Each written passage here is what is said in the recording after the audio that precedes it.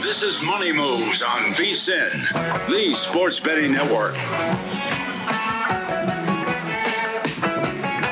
Welcome back. Money Moves, VSiN, the sports betting network, kicking off hour 2 of the program. Wherever you may be watching or listening, we appreciate it. Sirius XM channel 158, YouTube TV, the VSiN Watch app. He's JVT, Jonathan Von Tobel. I'm Stormy Buonantony. We're live in downtown Las Vegas, Circa Resort and Casino, where we didn't get the chaos a lot of people I know were hoping for and thinking we might get in the Circa Survivor contest, as you give me the side eye. Mm-hmm. Listen, I don't know why you had to root against Buffalo so hard. I still had one entry on them. I can't wink, but I can give a good side eye. Support me. Why? Although it did look for a minute dicey, right? Like Buffalo looked like they were going to get upset. The Saints got robbed. They had a touchdown that was taken off the board in the last like what, 7 minutes or so. But how quickly did that go from Buffalo could get upset to Buffalo could cover?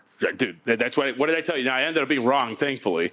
But what did I told you the second that touchdown got called back, I'm like, they're going to cover this game. This is exactly what's going to happen. And sure enough, like you said, they drove downfield and they got turned away. I think they were on the Saints, like they were red zone-ish, and they got turned away on like a 3rd and 2. And they elected to kick a field goal instead. Man, Matt Brown, we were changing at the desk, and he started laughing too. And I was like, watch, they're going to cover. Like this whole game. Crazy. And this is how stupid football is sometimes.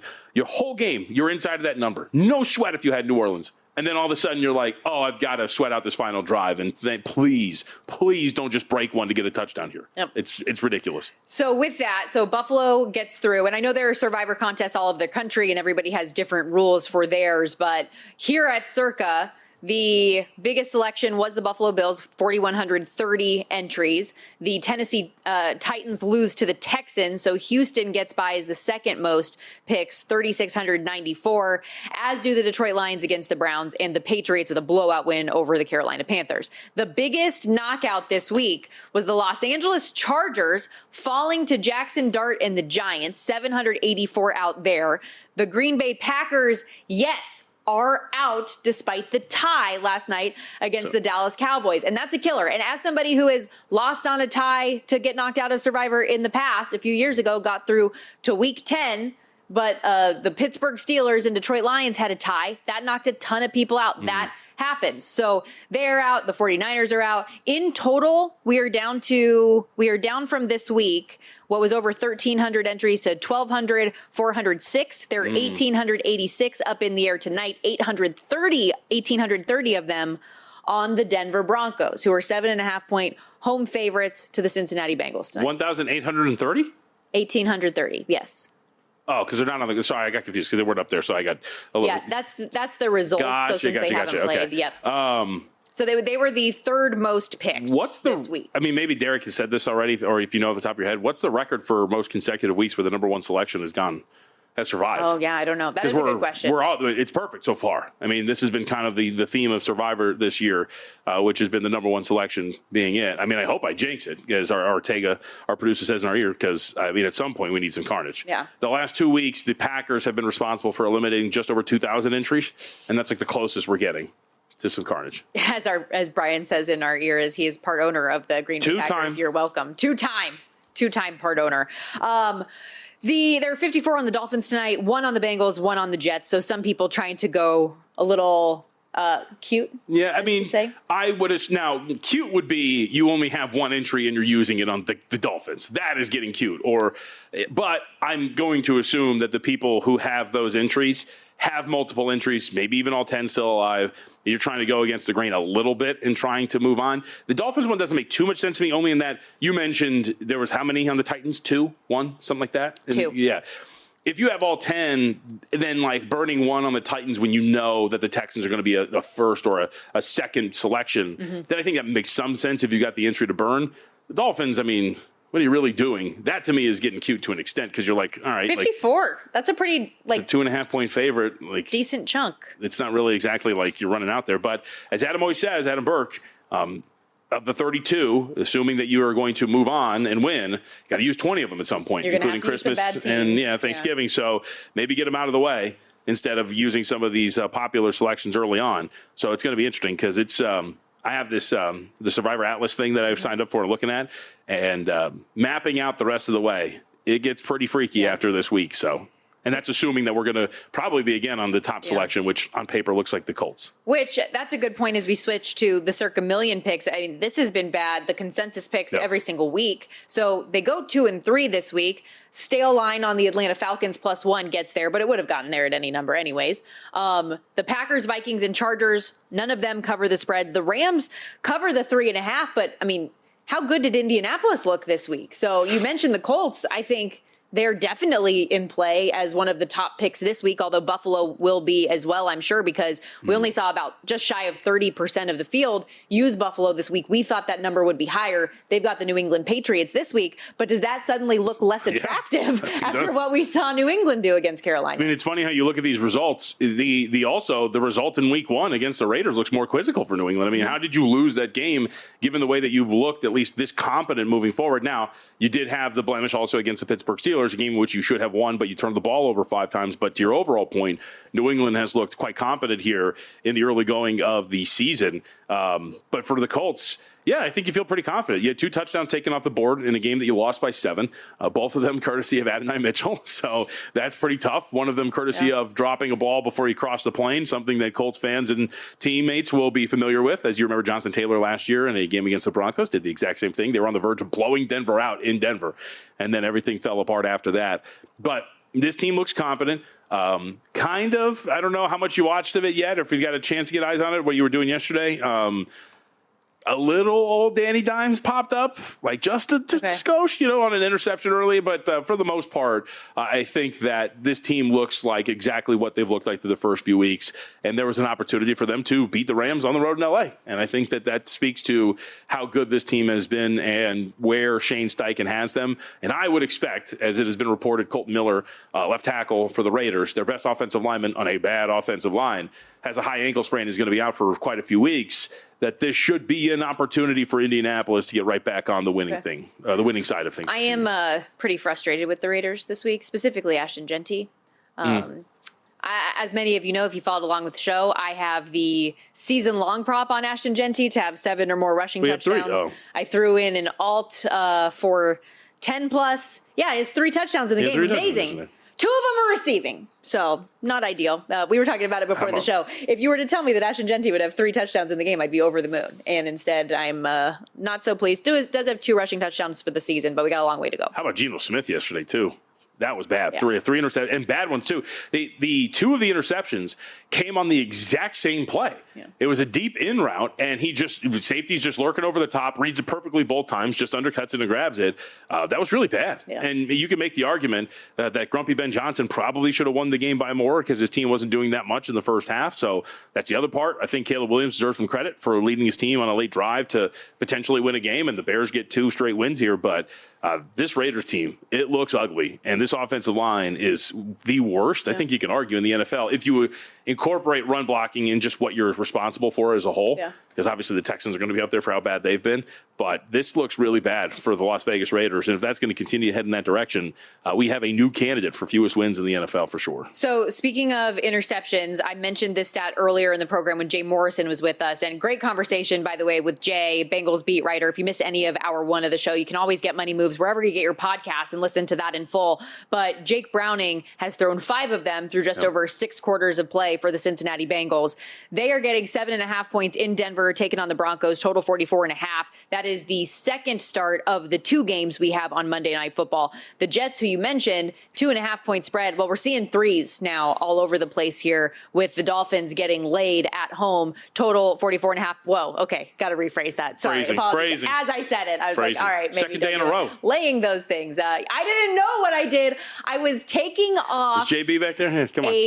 A jacket. You don't have to describe it. We could just move on. The way that I said it, apparently. So the Broncos, I think the Broncos are a little too high here. I would agree with Jay, who we talked about, who we just referenced earlier. If you look, we did our market power ratings for week 4 on Friday. You weren't here. They are on the 76th line, equals with the Jets, below the Browns and the Raiders, who we just talked about, just a point ahead of the Panthers. It just doesn't make much sense to me to put them down there. And again, because we're basing these off of where the market is for these lines, lines. If you want to say you have to move them up, that means you have to move the Broncos up and put them on a tier with like the Rams or even the Chargers and the Lions. And I just don't think that is something that we're realistically doing given what we see about this Broncos team. So I think the Bengals being a little undervalued, and I don't want to freak out too much after one result.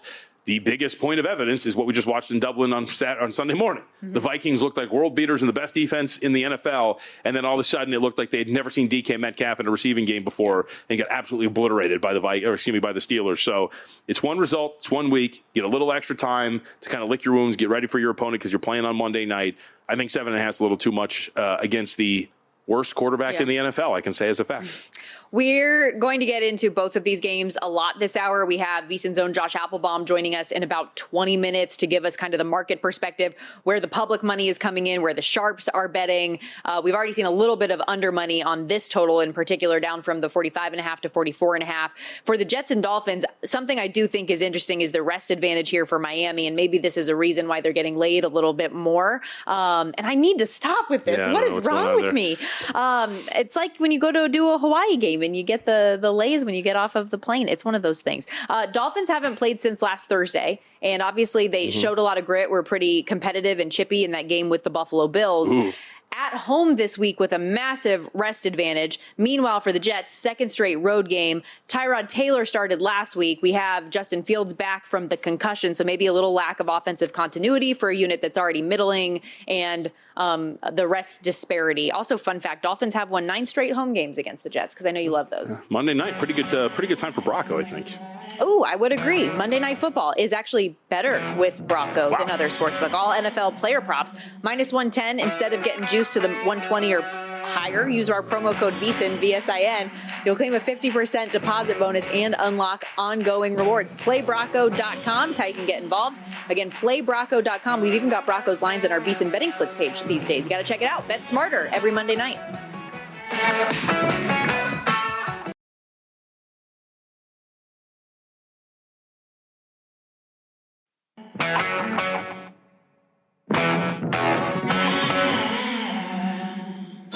You're watching Money Moves here on VSiN, the Sports Betting Network.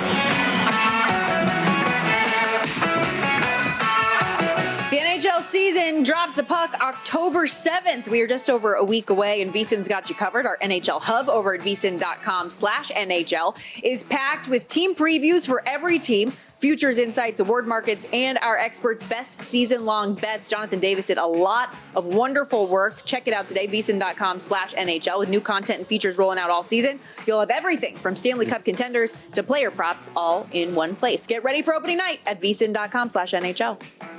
Odds move up, odds move down. Let's see where the odds are moving today in Do You Approve This Move?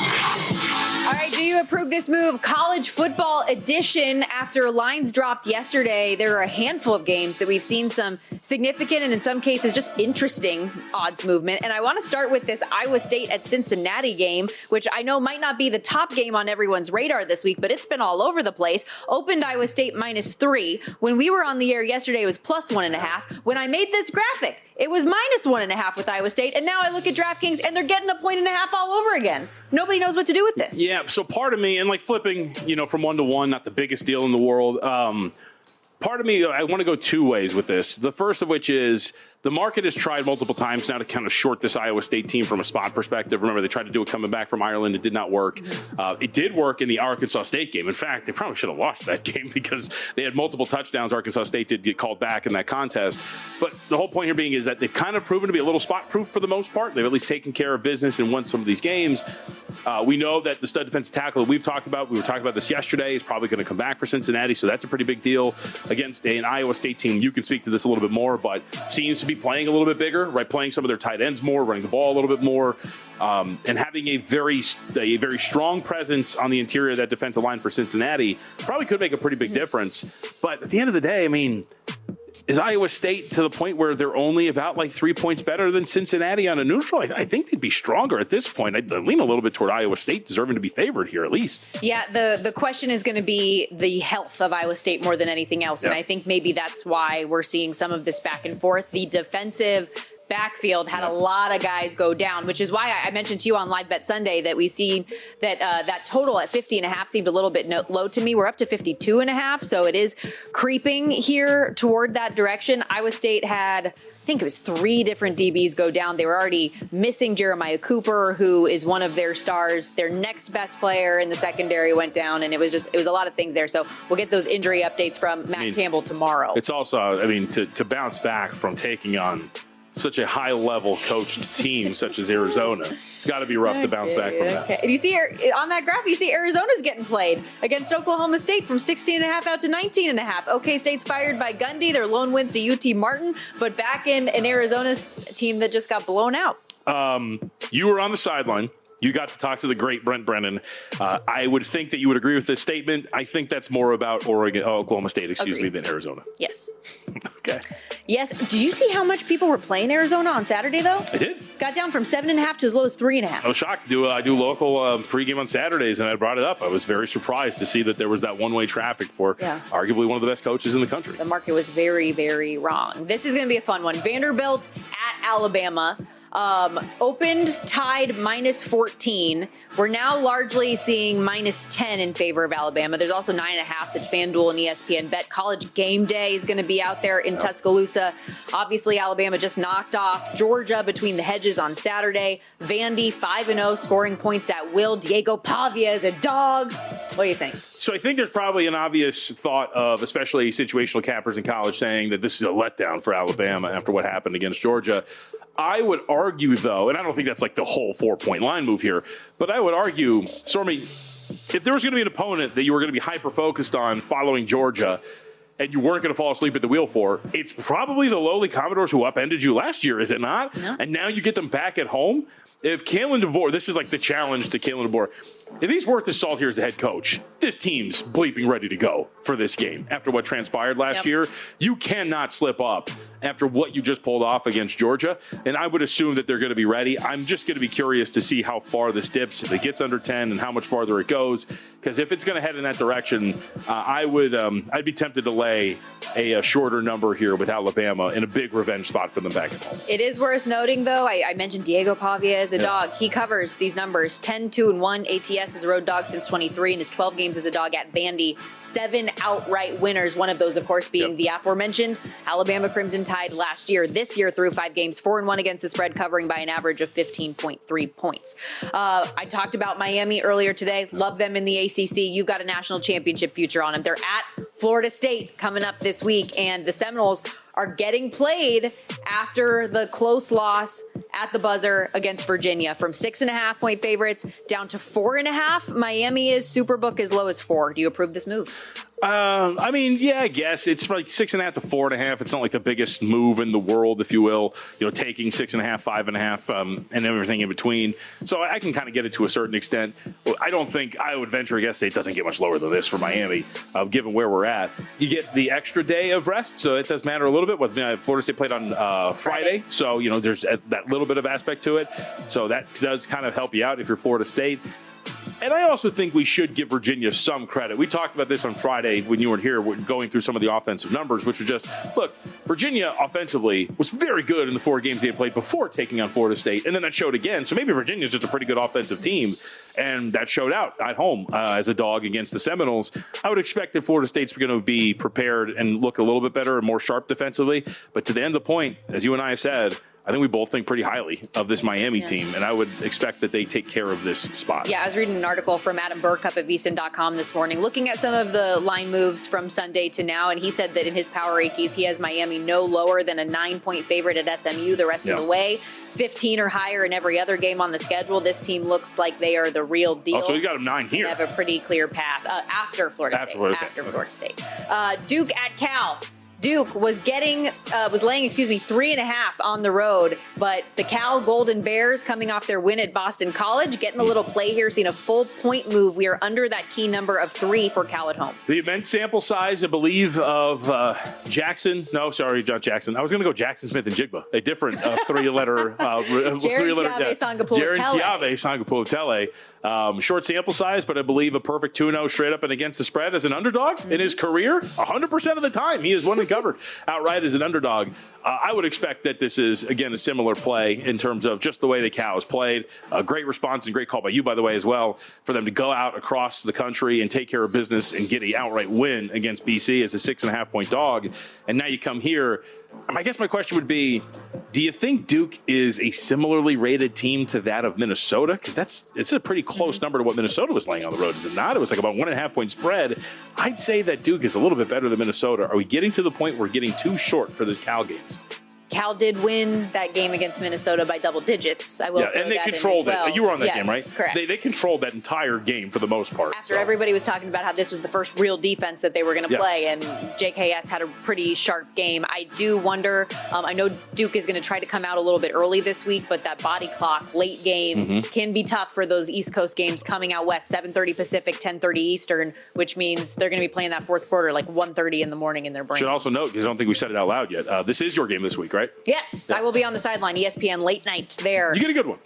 I think it could be. I think it has potential for it. So we'll get into that as we go, and I do some of my meetings this week. Boise State at number 21, Notre Dame. The Irish out from 17.5-point favorites to 19.5. I wonder where this line is going to close. As we talked about yesterday, Notre Dame's offense is for real. Dropped a combined 112 points now their last two games against Purdue and Arkansas. The teams who kept it close on Notre Dame were Miami and Texas A&M, who are both top 10 in the country. Boise State is not that. Yeah, I agree with this wholeheartedly. Man, is it crazy to say it? I don't think so. We're at 19.5, 17.5. Then we get to like 21.5. I think Notre Dame offensively is absolutely brilliant. And this is the big litmus test for me. I've had this circle for a little bit. As we talked about, the Mountain West is down. I think Boise is part of that. I just think the gap between them and the rest of the stinky conference is just the same as it was last year. I don't really buy into this Boise State team that much. I think they're going to walk into a buzzsaw and get rolled, much like Arkansas did. I don't think that Notre Dame's going to get another coach fired, but I do think that they're going to run over Boise State in this spot.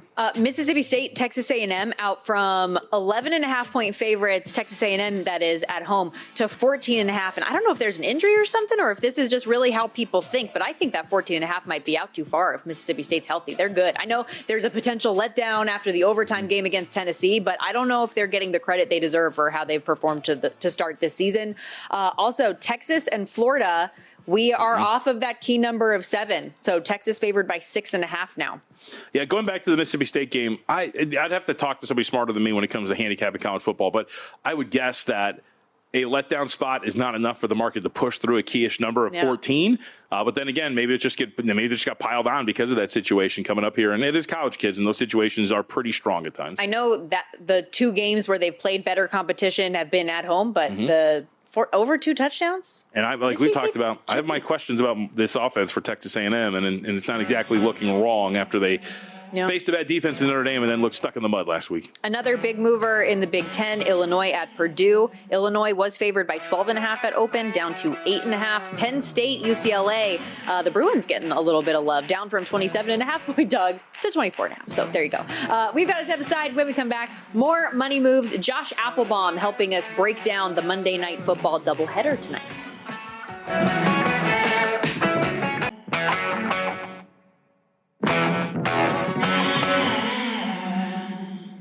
You're watching Money Moves here on VSiN, the Sports Betting Network.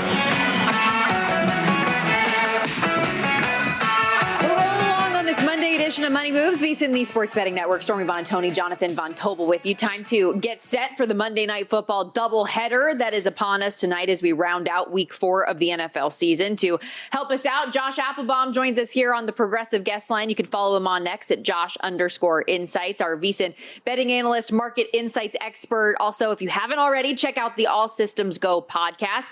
Josh, welcome in. I want to start with the first game of the day, the Jets and Dolphins going head-to-head. We were talking earlier this hour. We started to see a couple of threes pop in favor of the Miami Dolphins. Now I'm only really seeing BetMGM, a lot of 2.5s across the board. What can you tell us about the movement on this game?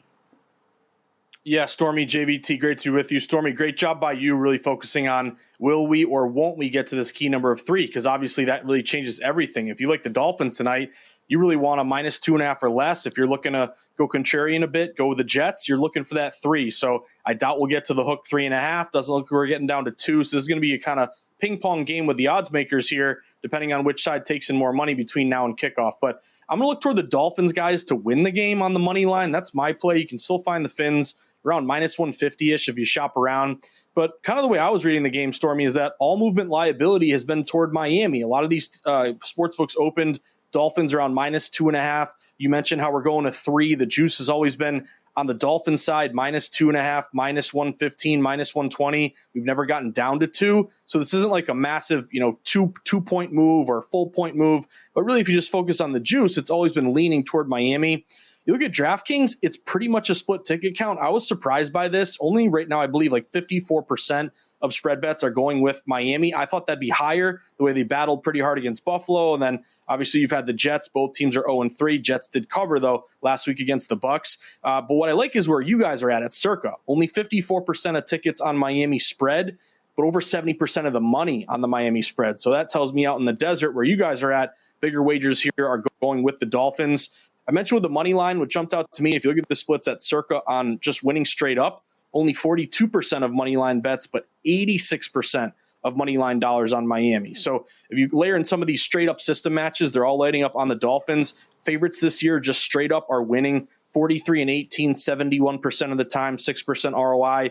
Tua in particular has a lot of good straight up trends at home in particular, 25-9, 74% straight up at home in his career. That's a 19% ROI. He is 5-0 head-to-head against the Jets. And it doesn't happen a lot, but if both teams are 0-3 and you're going into week 4, it's a smallish sample size, but the favorite is 7-4 straight up, 64% since 2006. And then really the big advantage I also put with Miami is this rest spot. Miami obviously played in Buffalo, but that was a Thursday night. You had the Jets, who are now playing their second straight road game. They played on Sunday.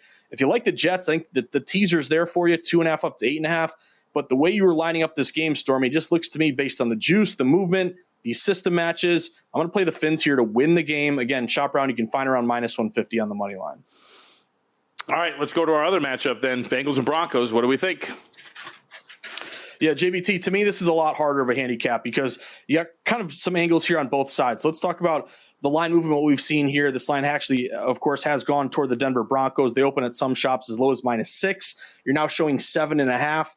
I'm paying attention to the juice right now, JVT, because it looks pretty much minus 110 everywhere. That's something to monitor when you're at a hook, especially with a key number. Do we see it get juiced up like it's falling back down to 7? Do we see it get juiced up minus 115, minus 120 toward the Broncos like it's getting up to 8? Like that little notable edge to me is important to monitor between now and kickoff. Like if we start to see it juice up and head back down towards 7, maybe that's an indication of some Bengals money showing up. If this continues to steam through 7.5 up to 8, that's further validation on the Broncos side. The splits, though, if you look right now at Circa, 66% of spread bets, but over 90% of spread dollars are on the Broncos. So it looks to me like you did have, for sure, some respected money late with Denver, probably closer to the 6, 6.5 before you got to 7, 7.5. I think if you're looking at Denver, you have a great teaser play, 7.5 down to 1.5. You can go through some key numbers there. That's all to put in the benefit of the Broncos side. But then I have my contrarian tendencies, guys, telling me why not buy low on the Bengals here. You look at an inflated dog. They're getting 7.5 with the hook. They're only getting 36% of spread bets in a heavily bet game. Big dogs getting 6.5 points or more are 57% ATS this year. They're 56% ATS since 2022. Primetime dogs are 8-4 ATS so far to start the year. And here's the big system. Stormy, this was one of Michael Lombardi's favorite systems, if you remember.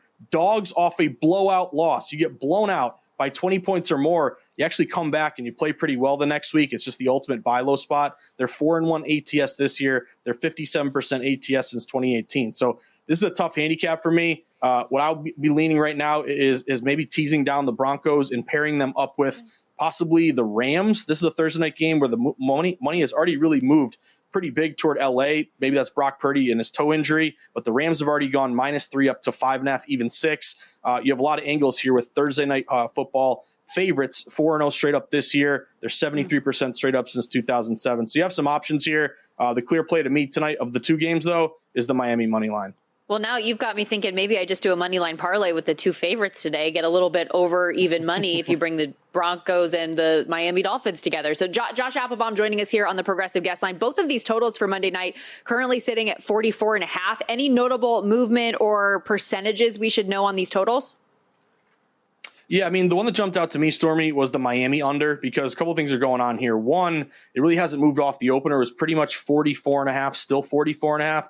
But if you look at some of the juice here, especially on our VSiN board, you're paying more of an expensive price to go under. So that little sneaky minus 115 under tells me you have some, again, respect for a lower scoring game here. You also look at some of the splits at DraftKings. Only 54% of bets, but 86% of the money is on the under. And then you layer in a few other system matches here. Outdoor divisional unders. This has kind of been a go-to spot for a lot of Wise Guy betting system players. They're 10-6 this year, 62%. They're 54%. Big sample size over the last 5 seasons. Now, primetime unders, they're 7-6 this year, slightly profitable. You do have to pay the juice, so it's pretty much break even. But they are 58% since 2019. And then the weather. I know, you're down in Miami. You can have, pop up, storms and rains whenever you think about it. But tonight, rain is kind of 50-50, but it looks kind of windy, like 10 mile per hour winds, gusts up to 20 miles per hour. You got liability under, divisional under, primetime under, a little bit of wind. I'd lean toward that Miami under. And hey, if you want to tease down Denver, pair it with taking the Miami total up and going like under 50.5. That could make some sense too. Let's go to baseball. What about your Sox taking on the Yankees? What are we thinking? Yeah, JVT. It's the first time I've been in the playoffs since 2021. I forgot what playoffs feel like, so it's nice to have Soxtober back here. But Josh, I'm looking at taking a shot on right Boston now. in Game 1. I'm going to stop you right now. The Angels have not made the playoffs since like 2011, so let's not go there. But JVT, you won. How old were you when they won the World Series against? What was it? The Giants. I was back 11. in the day? Yeah, so that's good memories for you, though, right? We're going to get into this can of worms. Continue on with your analysis here. Well, best of luck to your Angels one day, JVT. You'll experience the playoffs again. But, yeah, I just think there's an opportunity to just kind of take a straight-up contrarian play with Boston coming up tomorrow. It's a kind of early-ish game, 6:08 p.m., 2 great pitchers on the bump, Crochet and Max Fried. But the line really hasn't moved too much. I mean, you open around Yankees, minus 130, minus 135. You're pretty much still in that short money line range at home. Right now, the public is going with New York, 60% of bets on the money line. It's not that lopsided, I would assume, and something to monitor between now and tomorrow is, does the betting public say, hey, Yankees playoffs, pinstripes, basically October, end of September, late with New York? Do you see this, continue to creep up? Does it come back down? We'll have to keep an eye on that. But the Red Sox have kind of had the Yankees number. They're 9-4 head-to-head against the Yankees this year. Red Sox are also a postseason dog. If you look at dogs in the postseason, dating back over a decade at this point, they're only cashing about 46% of the time. But because of the plus money payouts, you're actually producing around a 3% profit. So ROI, I should say. So you've actually seen dogs do better overall, generally speaking, in the postseason than you do with favorites. Red Sox also have a big edge in the bullpen, second best bullpen, 3.41 ERA. The Yankees have the 8th worst bullpen, even though they made all those moves to try to improve after the deadline. Yankees are favored in the series, minus 165, Boston plus 135. But the other angle for me, guys, is Garrett Crochet on an extra day of rest. If you look at a lot of his numbers, when he's on 5 days of rest, he kind of struggles a bit. They've tried to manage him throughout the year. When he gets on to 6 days, he pitches very, very well. So Red Sox can kind of play that underdog role. They've had the Yankees number, divisional dog in the postseason. If you can shop around, get Red Sox around minus 115. I'll take a shot on Boston tomorrow. Josh, you're the best. Thank you so much for the time and insight. We appreciate it. Good luck with your bets. You too. Thanks, Stormy. Thanks, JVT. Josh Appelbaum, everybody. And he's got an article breaking down all the Monday Night Football stuff up at VSiN.com right now. Come join us, VSiN.com/subscribe. You get access to all of it. And quick reminder before we go as well, VSiN and FirstBet have teamed up with a special offer for you right now. Open and deposit into a new FirstBet account. You'll get up to $250 with our sign-up bonus and promo code VSiN250. Then place $100 in wagers within your first 30 days. You'll unlock a full year of that VSiN Pro Access we're talking about. It's $240 value right there. But if you're already a subscriber, we've got you covered still too. We're going to extend your subscription for another full year. The offer ends next Sunday, October 5th. Do not wait to claim the offer. You need our promo code VSiN250. That's VSIN250 when you sign up in the FirstBet app or at firstbet.com. That's the number one stbet.com. We're wrapping things up with our best bets next on Money Moves.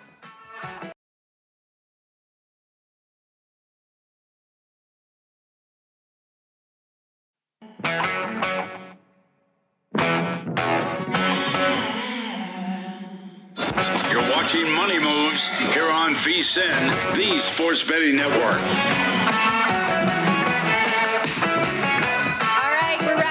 this Monday edition of Money Moves. Thanks for hanging out with us wherever you might be watching or listening. SiriusXM Channel 158, YouTube TV, any of our great local affiliates. Of course, the VSiN Watch app as well, that you can get in the App Store. Stormy Buonantony, Jonathan Von Tobel with you. Did want to bring up a couple quick injury updates for you. You mentioned earlier John Harbaugh on the podium discussing Lamar Jackson's hamstring injury. Still haven't found out much more about the imaging, but he did tell reporters that there was no way that he could have gone back in the game, despite a lot of the tweets that said that he was sitting down for an ego bruise. But he is truly injured, according to John Harbaugh. And Nnamdi Madubuike, done for the year. We mentioned earlier that he was on injured reserve with a neck injury, but they are shutting him down for the rest of the season. So that's big. It is. It is. I would say that the non-answer from Harbaugh in that, no way he could get back into that game. You might as well just walked up there and said, yeah, he's really questionable for next week. Because if there's no way he can get back in the game on Sunday, why would we then believe that he would be healthy enough in the next 6 days to then take part in an NFL game against a very good defensive team in the Houston Texans? Yeah.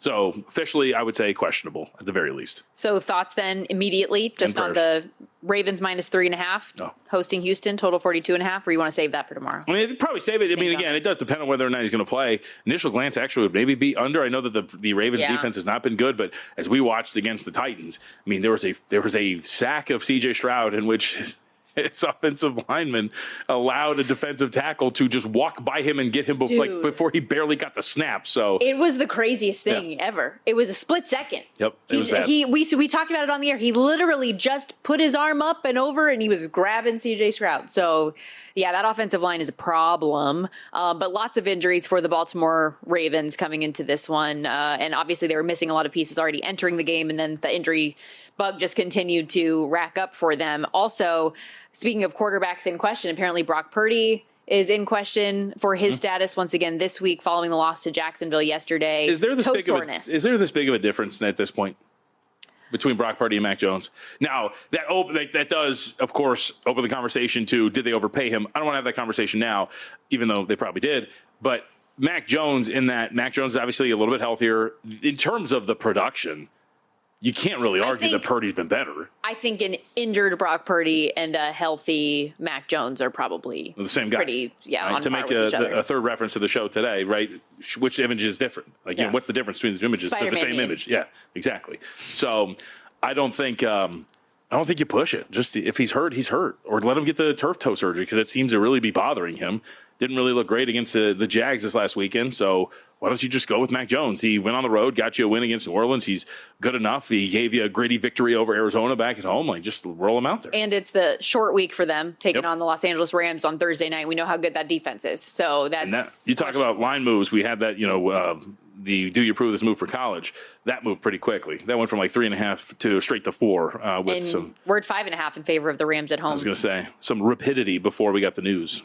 Total 46.5 in that one coming up on Thursday night. But let's go back to Monday night because we do have a doubleheader today as we get to our best bets presented by G-Bank. And G-Bank, as you all know, is built with sports bettors in mind. Right now, you can earn $50 in a cashback reward bonus once you're approved and your account's open with the G-Bank Visa Signature Card. Most credit cards treat sportsbook and gaming transactions as cash advances, even when it's your own money. Not with G-Bank. They treat them as regular purchases, so no cash advance fees. Saves you 3 to 5% on every deposit right there. Plus, you get 1% cash back on all eligible sportsbook and gaming transactions, 2% cash back on everything else you buy with the card. Apply now at VSiN.com/GBank. That's VSIN.com/GBank. You have one teaser that you need to wrap up and a bet tonight. So where are you going? Yeah, I got a couple, and I forgot to put this in. This is in the doc, though, so there's a few that I'm a little off on here, but these three for sure. So Broncos plus 7.5. Against the Cincinnati Broncos plus 7.5. Bengals plus 7.5. That's a typo on my end. I apologize. Bengals plus 7.5. Yeah, I got this way early. I don't know what you guys are talking about. Yeah, so the Bengals plus 7.5. The Bengals plus 7.5 against the Broncos. You mentioned the teaser. Texans and Jets. The Jets being the last leg plus 8.5 against Miami. The other football bet that I had added in here that is in our doc. Justin Fields over 8.5 rushing attempts in the game against the Miami Dolphins. Fields obviously being back here is a pretty big deal. If you go back to the first game in which he was fully healthy against the Pittsburgh Steelers, he had 12 rushing attempts, 7 of which were designed runs. I think the Jets know what they need here. You need to have a quarterback that needs to be counted for by this defense, needs needs to be a part of the running game. It opens everything up for you. So I do think going over those attempts, not so much yards, I think there's going to be high volume for him here in this game against the Miami Dolphins. So over on the attempts for one Justin Fields there, over 8.5. You see that minus 130, laid a $1.20 there. And then the Tigers. Real quick. No fear for him coming off of the concussion running the football. Not really. I mean, so we had this conversation yesterday during Sunday, which is, okay, what do we do? He's hurt. He's making his first game back. Do I dock him? Should I try in some form or fashion to adjust because I think he may be coming back? My assumption is if he's healthy to play, he's healthy to play. And they're going to use him the way that they probably should, which is as a runner. He's also a good enough runner that he doesn't take a lot of damage when you're talking about some of these runs, that he can avoid it. So, no, I don't have any fear. Maybe that's the wrong thing, but I think that if they're playing him, that means he is 100% full go and you're using him as you usually would. And then the Tigers to win the series against the Cleveland Guardians. Sorry, Adam. Yeah, we did have a really good breakdown, by the way, of the Wild Card series that are coming up all beginning tomorrow, earlier in hour 1 of the program. And if you ever missed any of the show on Money Moves, you want to catch up, remember, you can always download and subscribe to Money Moves wherever you get your podcasts, Apple, Spotify, all of the things. We are there. I know we mentioned it with Josh Appelbaum last segment, and I kind of jokingly was like, oh, you can just put these two together. I'm going to do a little money line parlay with the favorites tonight. I do think that the Miami Dolphins in general have an advantage here, minus 150. Put that together with the Denver Broncos, who are a big favorite in this spot. You get plus 103. Did we just recently have a show bet? I think I lost, didn't I? We were going to do a show bet on something over the weekend, and we got to think about that. Was it on Cal?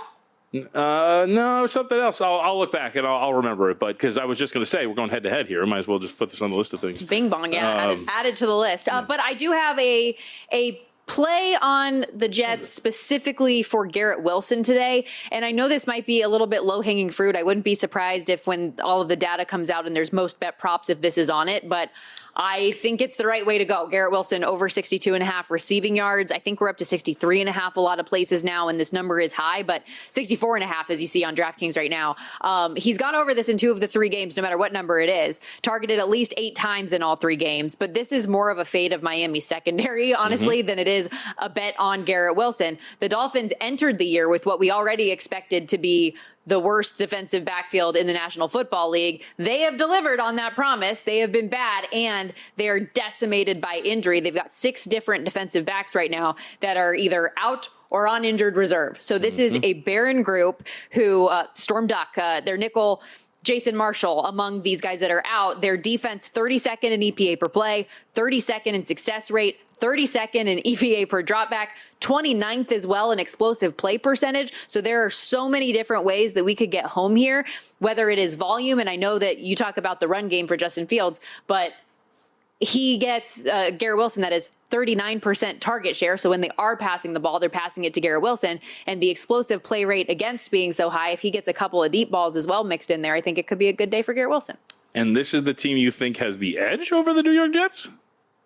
That's one area. I mean, it's a pretty damn big area. I think for Miami at home, a lot of 20s in there. And also, how we're not that head to head. You have the Jets plus 8.5. I have Miami. No, I'll go head to head. I think the Jets are going to win tonight. Okay, interesting. By the way, you did not take up the show bet. I did remember it. It was Penn State, Oregon.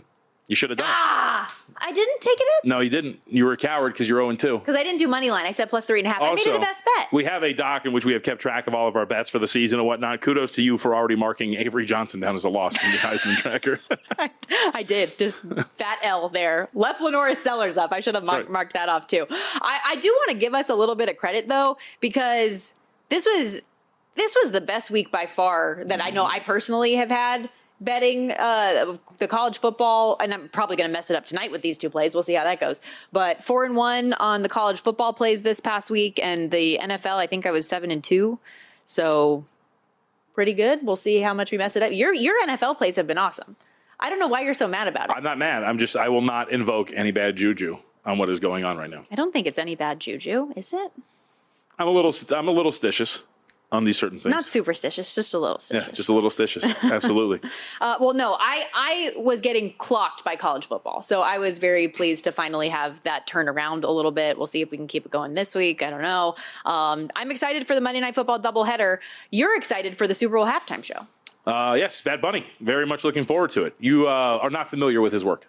I'm familiar with his work, and he's a very funny SNL host when he does stuff. Good. And He's in Happy Gilmore too. I liked him in Happy Gilmore too, but I couldn't tell you a song of his off the top I'll give you a couple of songs to listen to. See if you dig it. What's his most famous song? That I don't know. I don't listen to him enough that I'll be able to tell you like the number one hit. I've listened to like a couple of albums and You said I'm excited for the Super Bowl halftime show, like and then it. you say I can't tell you his best song off the top of my head. Yeah, one of those. Vete is also a very good one. On that note, Vete, it's a good song. Follow the Money is next. Good Lord.